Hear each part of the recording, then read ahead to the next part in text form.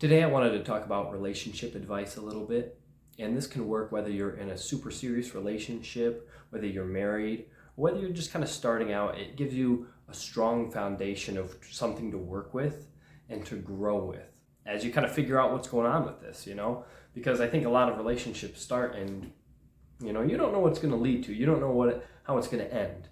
And that's kind of the fun of it, but you want to have a plan of what you expect from it and what you want going forward. So here's just a few pieces from myself that have worked.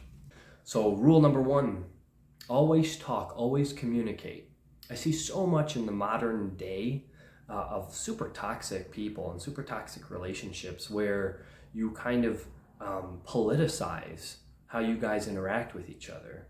And I don't mean to be calling anyone out specifically. I just see things where it's some boyfriend or girlfriend goes out and comes back and the other person has to check their phone. And it's like, I know sometimes it's a joke, but the fact that there's at least some part of it grounded in reality is pretty disturbing if you ask me. I can go anywhere, my wife can do the same, and I don't care. More likely than not, we're gonna talk about the fun we had with whatever we were doing. It's also different in our case because we have a son now, so communication is key because we have to know who's taking care of who and what the plan is in regards to him. So it's a lot less, spur of the moment, I'm going to go hang out with my friends. It's not really how it works. And this kind of leads into another aspect of you guys should start working, if you're in a serious relationship, you should start working towards having friends that are couples. I know that can sound boring, and trust me, I'm kind of that opinion with a lot of it, because so many relationships you have prior to your significant others, those are strong relationships that you've built, right? You don't want to lose those, and I get that. But you also want to have situations where you can go as a team, you can go as a couple, and you can genuinely enjoy yourself. Chances are that's not going to be as possible if the person that you're going to hang out with is only friends with one of you. That's just my opinion on it. So you always want to communicate. You always want to be open with each other. If you're having struggles at work, if you're having struggles with your parents, some other friend, you want to be able to communicate that and have someone that you can talk to, that you can express your feelings to, and not have to worry if they're going to use it against you in the long run. I mean, that's super toxic, and you don't have to worry about that. So always communicate, always be open, and always be honest. That was going to be rule 2, but it kind of goes into 1. Always be honest with each other. There's no point in lying about how things are or aren't working out for you. Even if that's your relationship, you have to be real with each other. If you're going through some shit, you have to be honest and say, hey, something's going wrong or something's not working. Let's talk through it and let's figure out what it is, right? Another thing is, don't be afraid to argue or fight with each other, but do it for a reason. So if you're going to go out of your way and be like, you know what, one of you is supposed to clean the dishes, or both of you are supposed to clean the dishes, and instead none of the dishes are getting cleaned because you guys are mad at each other for some odd reason, and over time it builds up. Obviously that's not a good situation. You want to fix that, right? For whatever reason you're not cleaning the dishes and she or he is not either. You guys have to be able to be like, look, I hate cleaning the dishes. I know you do too, but we have to work together and get this done. Otherwise the house is going to be a mess. Is there any reason why you didn't do it on your turn? And they may be like, yeah, I came home from work and I was stressed out because my boss hates me or whatever, and you were sitting and playing video games all day. It's like, well, first of all, not a good situation for either of you. That's where the communication comes into play. But you can be like, okay, fair enough. I didn't know that was the case, right? And I was just enjoying my time. I can see from both sides how that would be fair, right? I like playing video games. I've also had bad days at work. I can understand how both sides of the story have a point, and it's the case most of the time that both of you guys have a point in this situation. I think you'd be hard pressed to find situations where the vast majority of the blame falls on one party, right? So you have to be able to talk about problems. You have to be able to talk about situations. You have to be able to argue or fight about these things. I prefer saying debate because I feel like that's more accurate to what's happening.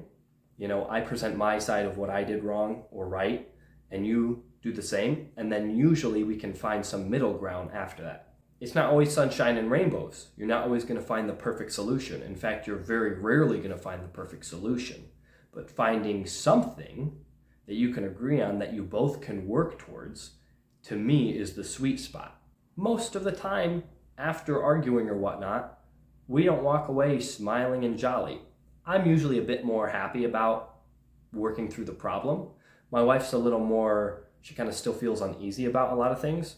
And that's fair enough, because if the problem isn't perfectly solved, I can understand why you're not feeling that peace of mind that comes with it. But you still have to be willing to fight if you feel there's a reason to. If you feel you're in the right, and chances are you're probably somewhat in the wrong as well, you have to be able to say, hey, this is where I'm coming from. Obviously, I think I'm right, because otherwise I wouldn't be me. So you have to be able to explain that and then hear their side. I'm not very good at listening. I've had to work really hard on listening and understanding that I can be at fault too, right? It doesn't come naturally to me. And I'm not saying I'm good at it now, but I have to work at it, and she knows that I have to work on it too. So you have to be open to arguing, to debating, to fighting. You have to understand that that's part of the process. All right, number 3, you have to talk even when you don't want to. Now, this is more on my end of the spectrum because my wife will kind of disagree with this. But if you guys don't want to talk, I feel that's probably a good indication that you should talk, okay? Because something's wrong. There's something a matter, and you might not know exactly what it is. You might not be like, okay, I know I did A, B, and C to bother her or him or whatever. I have to confront this and figure out what the problem is. If you don't know what the problem is, you can't fix it. That's just common sense. That's fixing any problem, really. You have to know there's a problem to fix one. That's pretty cliche. So you have to find what that problem is. And it might take a while to get from the general aspect of it down to the nitty-gritty details, because that's where you're going to find the solution, at least in my opinion. So working and talking when you don't want to is super key, and you have to be able to do it, which is why in most situations it leads into the argument, and I understand that, but just keep an open mind. Understand that one of you probably doesn't want to. That's going to lead to uncomfortable situations. You might be mad at each other for a bit, but I do believe in the long term, over the course of days and weeks and months, and hopefully your relationship lasts longer than that, it will lead to much better results in terms of your relationship than otherwise.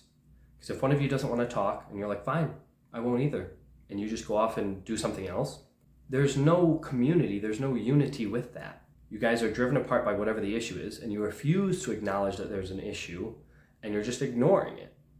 That's obviously not going to work, and over time that's going to build up. All right, number 4, the last one, is to know your strengths and weaknesses and also know your partners. If you know what you're good at and bad at, you can work with each other, not necessarily to correct them, but to know that you have to work around them in some situations, right? I know I'm more of a talker, more of a communicator.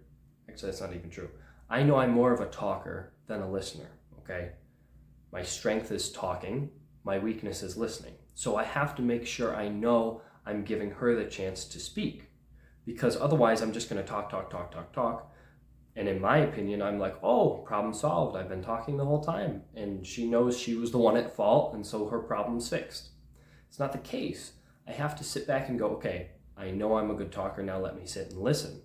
I have to listen to her side of the story. I have to listen to what she has to say.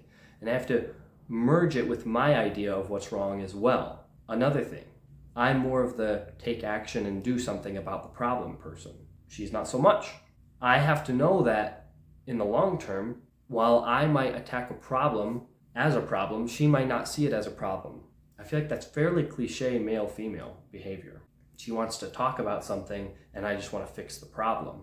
And sometimes it's there in the middle ground. I wish I could say, here's the problem, let's fix it. But it's not always the case. Sometimes we have to understand the problem further.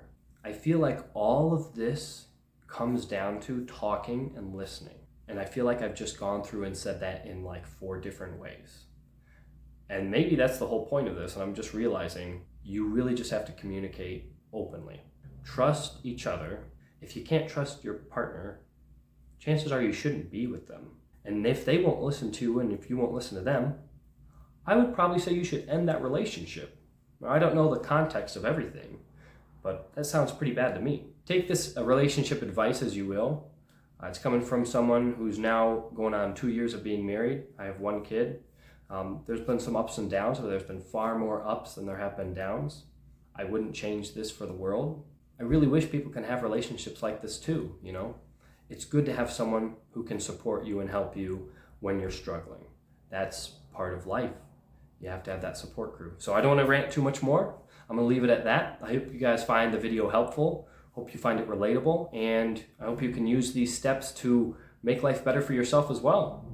That's all I got for you guys. Take it easy.